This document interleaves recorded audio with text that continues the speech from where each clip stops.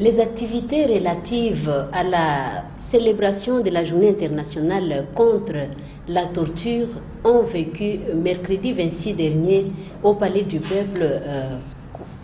Lutte contre cette pratique qui vient souvent des agents de l'État. Bonsoir et bienvenue au DH, à la portée de tous votre émission d'éducation aux droits de l'homme et du civisme. Elle va passer en revue aujourd'hui l'avis du procureur près de la Cour constitutionnelle, un avis selon lequel il faut rétablir tous les députés invalidés de l'opposition. Elle va aussi passer en revue la prolongation des sanctions contre quelques personnalités congolaises au niveau de l'Organisation des Nations Unies, avant d'aborder comme thème la lutte contre la torture, cette pratique ignoble à travers le monde. Pour le dire, je ne suis pas seule, je suis accompagnée de Madame Astrid Ntamboué, qui est coordonnatrice adjointe du REPRODEV. Bonsoir Madame et bienvenue. Bonsoir Madame. Oui, je signale ici que nous sommes en train d'attendre le deuxième invité et s'il est là, on va vous le faire savoir, fidèles téléspectateurs. Comme je viens de l'annoncer, Madame Astrid, là il y a l'avis du ministère public, c'est-à-dire du procureur près de la Cour constitutionnelle, qui trouve qu'il est normal, tant que ces décisions de la Cour étaient rendues au-delà du délai imparti, pour qu'on rétablisse tous les députés de l'opposition. Votre commentaire? Moi, je pense que le procureur a raison du fait que les gens ont attendu. Ouais. Ça fait, on est maintenant au-delà. Et la faute n'est pas aux personnes qu'on a invalidées, Tout à fait. mais la faute revient à la Cour elle-même. Donc, c'est à elle de prendre, d'être devant ses responsabilités. Donc, pour moi, je crois que le procureur a raison de réhabiliter les députés de l'opposition invalidée. Merci Madame de toutes ces analyses. Fidèles téléspectateurs, nous poursuivons avec cette émission et je signale la présence sur ces plateaux de Maître Luc Yamba, qui est un activiste des droits de l'homme, juriste de formation, mais il fait partie d'une organisation dénommée ADIDH, qui est une ONG militant pour la défense des droits de l'homme. Bonsoir maître et bienvenue. Bonsoir madame, bonsoir Oui. à tous nos téléspectateurs. Tout à fait. Nous sommes en train de débattre sur l'avis du procureur près de la Cour constitutionnelle qui trouve qu'il est normal de rétablir dans leurs droits tous les députés de l'opposition vu les conditions dans lesquelles les arrêts de la Cour constitutionnelle étaient rendus, c'est-à-dire au-delà du délai imparti par la Constitution. Votre avis? Oui, merci bien madame pour la parole. Il faut noter d'abord que les arrêts de la Cour constitutionnelle ne sont pas susceptibles d'appel. Ça veut dire au-delà, ce sont des décisions rendues en dernier ressort. Mais est-il qu'il faudra voir, il y a aussi un problème de nombre de cas à traiter par rapport au temps. Parce qu'imaginez-vous, il y a eu beaucoup de députés et il y a à peu près 1200 cas de recours qu'il faut traiter. Et imaginez-vous la composition de cette Cour. Ils ne sont pas à 100. Alors, imaginez-vous si vous faites la division, la répartition, chaque juge ou chaque chambre aura combien de cas par jour? Mais il y a possibilité de faire appel à une autre expertise, expertise extérieure. Tout à fait. Mais le problème, c'est qu'ils doivent revenir. C'est vrai que la Cour, il n'y a pas de recours. La Cour a déjà statué en dernier ressort, mais on peut revenir s'il y a des erreurs matérielles. Par erreur matérielle, qu'est-ce qu'il faut entendre? Par exemple, les voix n'étaient pas bien comptées, ou il y a eu l'erreur par rapport au nom, l'orthographe, voilà. Ce sont de telles erreurs qui sont susceptibles, peuvent être revues. Mais au-delà de ça, il n'y a pas un autre mécanisme à faire, si ce n'est réellement de traiter ces cas-là, de voir les recours, est-ce que réellement les voix ont été bien comptées, est-ce qu'il s'agit de la personne en question, et puis pour voir qu'est-ce qu'il faudra faire. Ça, c'est d'une part. D'autre part, lorsque vous passez en revue la loi électorale, il y a quand même un délai imparti. Nous sommes en droit. Ça veut dire qu'il y a des délais fixés pour faire les recours ou pour rendre de tels arrêts. Mais par rapport à la loi électorale prévoit que la Cour devait confirmer, parce qu'on confirme seulement ce que la CENI avait déjà programmé, dans les 2 mois. Mais on est au-delà de 2 mois. que la Cour statue, quand même elle est en train d'évoquer le nombre de cas traités, et certains éléments, moi je me dis il faudra quand même revoir, parce que quelqu'un qui a déjà commencé à siéger depuis 3-4 mois, et puis vous venez subitement, vous lui dites vous êtes invalidé, sans qu'il y ait vraiment de modifications ou de notifications. Il y a des gens qui n'étaient même pas attaqués, maître, qui sont invalidés. Hein. Voilà, invalidés. Alors, il revient. Nous sommes quand même un état de droit maintenant. Il faudra que la Cour puisse statuer sur ce cas, au cas par cas, voir effectivement est-ce que les gens invalidés les méritaient. Est-ce qu'ils méritent d'être invalidés? Donc, ce sont des erreurs. S'il y a réellement des erreurs matérielles, il revient à la Cour de revenir, quel que soit les délais. Et maintenant, sa crédibilité au niveau national et au niveau international. Tout à fait, madame. C'est une juridiction des derniers ressorts. Des derniers ressorts, et puis la Cour constitutionnelle, vous savez, qui sont appelés à être chefs de cette Cour, c'est notamment le président de la République. Donc c'est une autre institution de notre pays qui mérite quand même un certain crédit. Alors avec de telles choses, généralement, ça jette un peu le discrédit sur notre Cour constitutionnelle. Mais qu'à cela ne tienne, ça dépend aussi de les lots, en fait, les travails, les conditions dans lesquelles il y a eu beaucoup de candidatures. Et nous sommes en droit, tout ça, oui. Alors, donc, je me dis, il faut que la Cour, le président de la République lui-même avait échangé avec le président de la Cour constitutionnelle par rapport à cette situation. Ils sont en train de revoir, parce qu'il est absolument souhaitable que tous les cas soient revus. On voit réellement est-ce que les personnes invalidées les méritaient. Si les personnes invalidées, on constate qu'il n'y a pas une raison fondamentale qui pouvait justifier cette invalidation, on peut carrément revenir sur ça, je crois, c'est ça le bon droit. Merci beaucoup, maître Luc, de toutes ces explications, fidèles téléspectateurs. Nous poursuivons avec DH à la portée de tous, votre émission, et nous sommes en train de décrypter l'actualité qui est aussi dominée par la prolongation des sanctions de l'Organisation des Nations Unies contre quelques personnalités congolaises jusqu'en juillet 2020. Madame Astrid, voilà, toutes ces sanctions sont en train d'être poussées jusqu'en 2020. Votre commentaire là-dessus? Mon commentaire est que oui, c'est normal parce que très souvent on a vu que les autorités se mettaient au-dessus de la loi. Donc comme ils étaient au sommet, il n'y a personne qui pouvait leur aviser. Mais avec ces sanctions, on sent quand même que chacun doit savoir que nous sommes dans une communauté et que dans cette communauté, nous sommes tous redevables. Et dans cette redevabilité, nous devons nous comporter comme il se doit. Il ne faut pas que parce que je suis autorité, je me permets tout. Et je n'ai de compte à rendre à personne. Et nous pensons que ces sanctions-là viennent ajouter quelque chose à la gestion des uns et des autres. Merci, madame. Maître Luc, vous êtes un homme de droit, un juriste. Toutes ces sanctions semblent ne pas faire bouger trop les lignes. Est-ce que ces sanctions ont quand même une incidence ou un impact sur ceux-là qui sont concernés? Oui, madame, merci pour la question. Les sanctions, oui, il y a des impacts. Parce que ces gens-là, vous savez, d'abord, ces sanctions portent sur l'argent. Tout ce qu'ils avaient comme argent et qu'ils avaient placé dans des banques, surtout la monnaie étrangère appelée communément les dollars, ils ne peuvent pas, ils n'ont pas une mainmise, quand même c'est leur argent. Donc voilà, vous comprenez que ça, c'est le premier impact ou le premier effet par rapport à ces sanctions. Ça, c'est d'une part. Mais d'autre part, c'est comme Maman Astrid venait de le dire, Montesquieu a dit les pouvoirs arrêtent les pouvoirs. Nous étions dans une jungle où les gens, les plus forts se comportaient, faisaient la loi, faisaient tout ce qu'ils pouvaient leur passer par la tête. Et c'est quand on a vu qu'au niveau interne, ces gens étaient au-dessus de la loi. Alors que d'une manière universelle, d'une manière classique, il n'y a aucun pays, aucun citoyen d'un pays ne peut être au-dessus de la loi.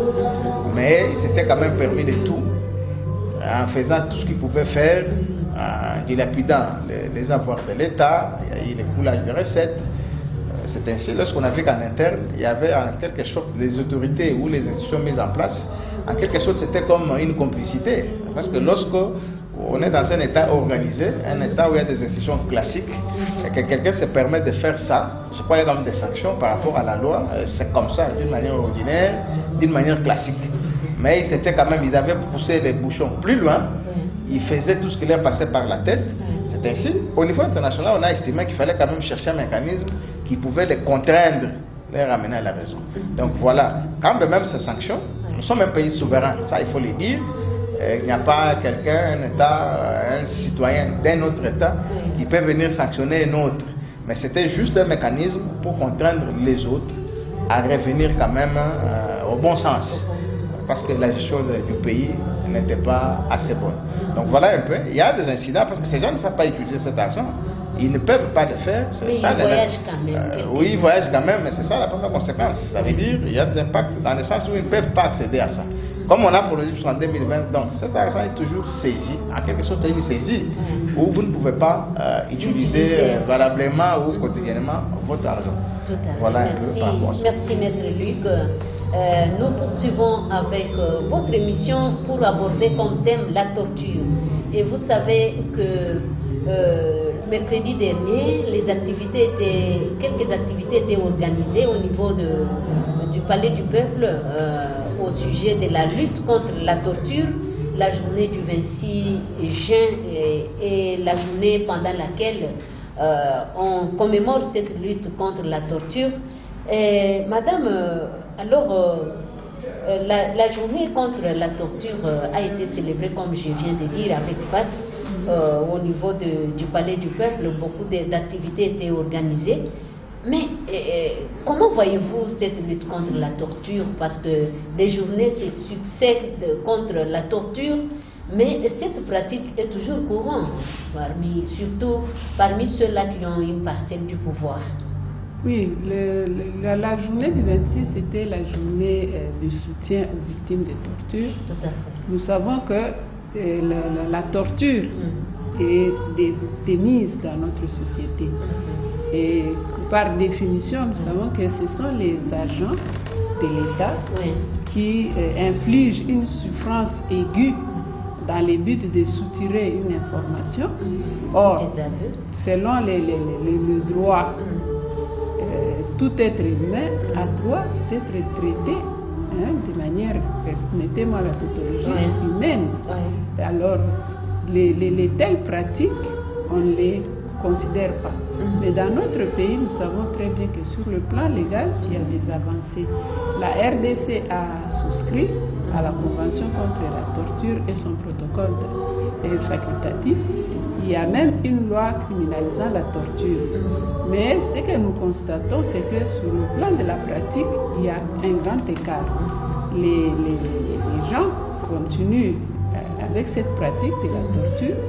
Il y a eu même des cas de mort, des cas de personnes qui sont aujourd'hui invalides du fait d'être torturées. Donc toute cette situation-là, il y a maintenant lieu, on a fait un état des lieux, il faudrait en tout cas vulgariser ces instruments, les faire connaître auprès des agents judiciaires et autres. Il faudrait aussi les vulgariser parmi la communauté, parce que très souvent, il y a de ces magistrats qui nous ont dit, mais donnez-nous un seul cas de torture. Et vous savez que quand ça se fait dans ces hauts milieux-là, c'est difficile d'être dénoncé et avoir des preuves qu'il y a eu torture. Parce que ça affecte divers domaines, psychologiques, tout ça, sur le plan physique. Oui, sur le plan physique, on peut encore prouver. Il y a des tortures morales qui ne sont pas visibles et qui nécessitent peut-être l'expertise d'un psychologue et autres. Alors, c'est pourquoi, lorsque nous commémorons cette journée, c'est pour arriver à vulgariser. On a été au Palais du Peuple, il y avait la ministre des Droits humains qui s'est personnellement impliquée, et l'activité qui a eu lieu au Palais du Peuple, c'était un concours où on apprenait aux jeunes, concours de plaidoirie, des jeunes qui ont fait des simulations comme des avocats, mais ça a été une activité de haut niveau. On a vu comment les jeunes gens ont apprécié et qu'ils avaient loué et ils ont bien presté. c'est aussi une façon de sensibiliser, de vulgariser les lois. Donc c'est là qui nous permettra de réduire ou d'éradiquer cette pratique. Merci Madame.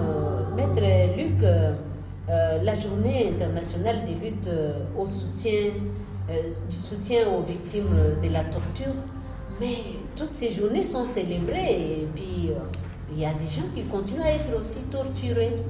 Qu'est-ce qui ne va pas? Qu'est-ce qu'il faudra-t-il faire pour que les gens trouvent leur compte? Merci bien Madame pour la question. Lorsqu'on fait une sensibilisation, généralement on sensibilise ce qui est méconnu du public.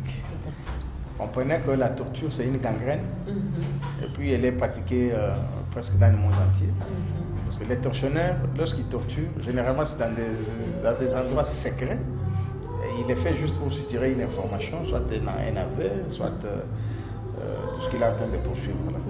Alors, lorsque nous faisons des sensibilisations, des journées telles que celle d'hier ou d'avant-hier, c'est juste pour que les publics, surtout parce que ce soit les tortionnaires ou les victimes de torture, ce sont des paisibles citoyens. Donc, on met ça à la place du public pour que le public sache que cette pratique est interdite.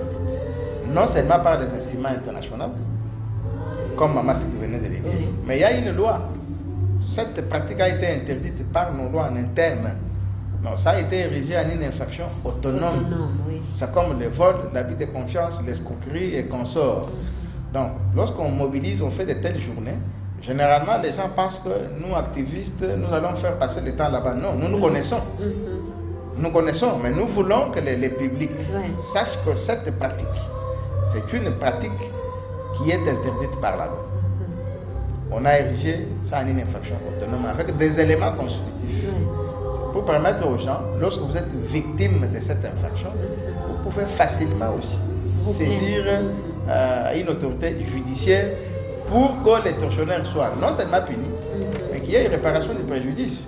Parce que surtout lorsqu'on torture, les tortionnaires en torturant, il y a des gens qui restent, d'autres deviennent castrés, d'autres perdent des yeux, d'autres, il y a certains organes du corps qui ne fonctionnent pas. Donc, généralement, lorsqu'on a torturé, il y a toujours des séquelles. Et c'est parce que c'est une pratique qui dégrade la personne. C'est une pratique qui ne met pas la personne à sa dignité. Vous comprenez?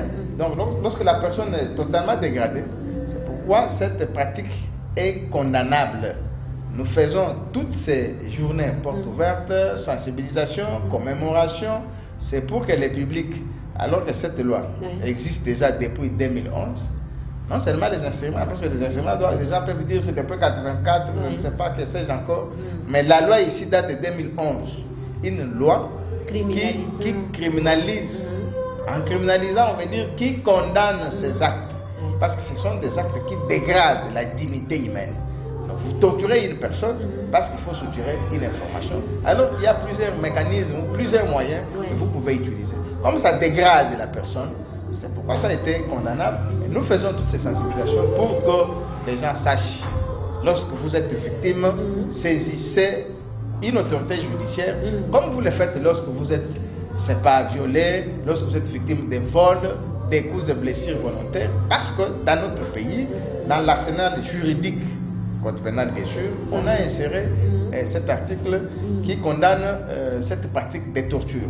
Donc, qu'à cela ne tienne, vous allez le reconnaître, madame. Même notre ministre des Droits humains a reconnu lorsqu'il était à Genève. Effectivement, dans les amigos, dans les lieux secrets ici de notre pays, on était en train de se livrer à cette pratique. Et qu'il y avait des efforts. Et tout ce que nous faisons, c'est pour que ces tortionnaires-là sachent aussi. Toutes ces émissions, nous ne faisons pas seulement l'intention des victimes, mais aussi des tortionnaires qui sont les détenteurs d'abord d'un pouvoir de l'État. Parce qu'on ne peut torturer qu'une personne qui a une parcelle de pouvoir. Ça veut dire un OPJ, un monsieur de service de renseignement. Et en plus de cela, c'est une loi qui a plusieurs caractères. Parce que vous pouvez tortionner aujourd'hui, vous vous livrez à cette pratique, vous torturez des gens aujourd'hui, même après 30 ans, vous pouvez être interpellé. Et même si vous êtes dans un autre pays. Donc c'est une loi vit la gravité des faits. Voilà, la gravité des faits. cette pratique de torture, la loi a quand même certains caractères. Il faut que lorsque vous êtes surpris, lorsque vous êtes cité, lorsque on se plaint contre vous pour cette pratique de torture, il y a beaucoup de dangers, il y a beaucoup de risques. Et les peines prévues, les maximums, vous êtes à 5-10 ans. Alors, il y a une loi qui est, il y a ce que nous appelons, il n'y a pas d'imprescriptibilité par rapport à cette loi. Même après 30 ans, tu peux te torturer aujourd'hui pendant que tu étais jeune, tu étais, c'est pas dans les services de renseignement, je ne sais pas quoi, où tu occupais un poste, mais tu es déjà retraité 30 ans après, même 40 ans. Si la victime est là et que vous êtes réellement identifié et que la personne s'est plaignée avec de preuves, vous serez toujours interpellé. Donc, ce que nous faisons, pour ce qui s'est passé la journée du 26, produit des effets, parce que ces gens-là, il y en a qui torturaient parce qu'ils ne savaient pas qu'il y avait une loi.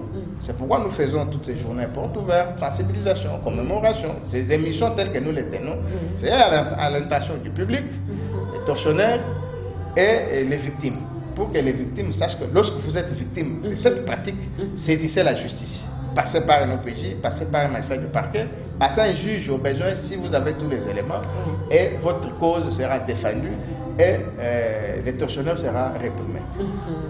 Merci Maître Luc de toutes ces explications, fidèles téléspectateurs. Une certaine parcelle du pouvoir que vous avez ne vous donne pas droit à torturer les autres, comme vous venez de suivre les explications de mes invités. Et ces crimes peuvent être poursuivis plusieurs années après. Nous poursuivons avec droits de l'homme à la portée de tous, en train de débattre sur la journée internationale du soutien aux victimes de la torture. Madame Astrid, là vous avez épinglé une chose, il y a un OPJ qui vous a dit que souvent il n'y a pas de preuves. Mais qu'est-ce qu'il faut dire ici pour l'accès dans des cachots, des prisons et d'autres lieux inaccessibles? Comment savoir qu'on est en train de torturer tel ou tel autre à tel endroit? Pour cela, dans ce point-là, nous saluons la décision du président de la République qui, dès son investiture, a dit qu'il faut fermer les cachots secrets. Parce que, comme le maître Luc vient de le dire, c'est souvent des choses qui se passent en secret. Donc, mais nous savons aussi que dans notre pays, il y a des visites de prisons qui est réservées soit aux organisations de défense des droits de l'homme, à la CNDH et les autres autorités. Ils doivent faire des descentes pour aller visiter les prisons et voir comment les détenus sont traités et comment ils vivent là-bas. Donc, comme je l'ai dit tantôt, sur le plan légal, la prévention y est, donc des mesures sont prises pour qu'on puisse épargner les détenus, identifier tous ces endroits, identifier des cas de torture. Donc nous le faisons, même nous-mêmes en tant qu'organisation de défense des droits de l'homme, nous visitons les prisons et nous dénonçons les cas au moment. Mais dans la pratique, il n'y a pas eu tellement. D'ailleurs, on a eu un cas là-bas quand il y a eu la décision, nous nous sommes rendus compte que le magistrat est passé un peu à côté. Donc le plaidoyer continue. Comme nous le disons, il faudrait beaucoup en parler, amplifier pour que les gens connaissent. Merci madame. Là, nous tendons vers la fin de cette émission. Mettre un peu rapidement. Comment faire pour identifier tous ces endroits où les hommes et les femmes sont torturés et surtout l'accessibilité des agents, des activistes des droits de l'homme dans ces cachots, ces prisons où cette pratique est utilisée? Merci bien madame. Par le temps qui court, je crois bien qu'il n'y a pas de cachot secret. Parce que d'abord, il faut que le public soit mis au parfum. Et un cachot doit être légal. Il n'y a pas des endroits d'arrestation secrets, non. Un cachot, ça veut dire à chaque tête parquet où on connaît, il y a le parquet, il y a des amigos, il y a des maisons d'arrêt et consorts. Donc tous ces endroits secrets, par le temps qui court, n'existent plus. Parce que le président de la République avait pris une décision que nous saluons avec bravo. Il fallait supprimer tous ces endroits. Ça, c'est un. De deux. Ces endroits, il y a un mouvement de routine qui s'est fait. Nous, les défenseurs des droits de l'homme, il y a les magistrats du parquet qui font la ronde de tous les parquets, de tous les amicaux plutôt. Alors, ça c'est des droits. La victime elle-même, même si elle a été torturée dans un endroit secret, c'est vrai, elle peut se faire torturer dans une chambre d'un monsieur qui considère comme un bureau. Mais elle-même, à ses jours, doit dénoncer. C'est ce que nous disons. Donc, la sensibilisation ou la portée ou l'importance de ce que nous faisons, c'est pour que la victime elle-même. Parce qu'elle-même peut venir dire, voilà, j'ai été torturée, voilà, ça se trouve, le cachot en question se trouve telle part. À ce moment-là, nous allons amplifier la situation pour que, d'abord, l'endroit soit fermé.